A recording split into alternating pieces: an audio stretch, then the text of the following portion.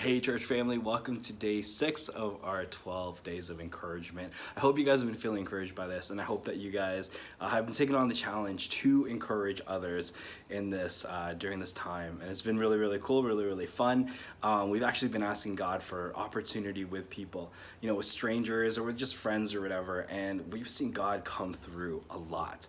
Like, he has been blessing us with really, really cool conversations with complete strangers, and we've been able to just, speak to them about Jesus, talk to them about church. We've been able to talk to friends that we've never had like deep conversations with, and just be a blessing to them. And it's been really cool to see what God does when you ask him, to provide opportunities so then you can, minister to other people and to encourage them. It's really, really cool.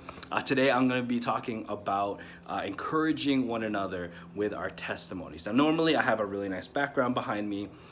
Today I actually purposely filmed in my garage, and I want to show you something.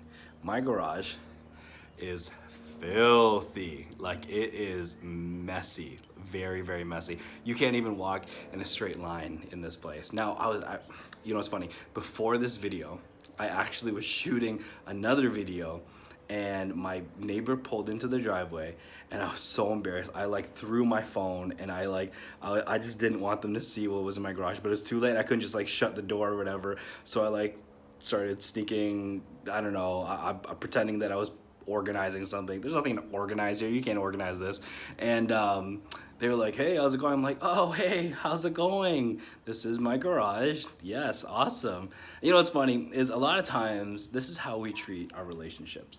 A lot of times, we stay guarded, and this is natural. Pretty much everybody does this.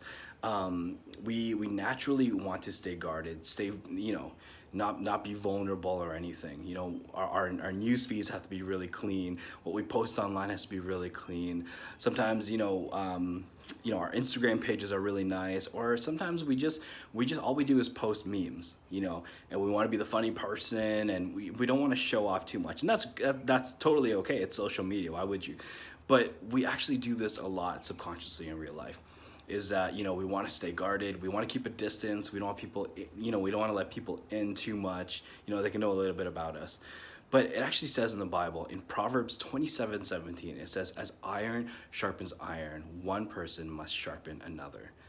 And I think the best and most perfect way to do this is with our testimony. Now, like I said, we have been blessed with really cool opportunities to talk to people. We've been talking to strangers at parks. I've been doing this with friends, and just on our own as well, and just running into people and just talking to them. I was at the dentist the other day, and I was talking to them about my faith, and I was talking to them about, they were asking me what I do, because I was asking all these questions about them. And like, "Hey, what do you do for a living?" And I tell them what I do for a living, and they're like, "Oh, did you grow up in church or something?" And I was like, "No, not at all, actually." And they're like, "Well, how did you come to do that?" And I said, it gave me a window of opportunity to share my testimony and say, "Yeah, actually, yeah, I wish I had somebody. I wish I had a youth pastor. I wish I had somebody to talk to about all these things. I wish I had somebody to guide me through life and at a young stage in life." And Kat, she does this all the time at work, and she has a completely opposite testimony. She has the classic, I grew up in church, and I went to church every single day of my life. And a lot of people that grew up like her, they think, "Oh man, I don't have a testimony."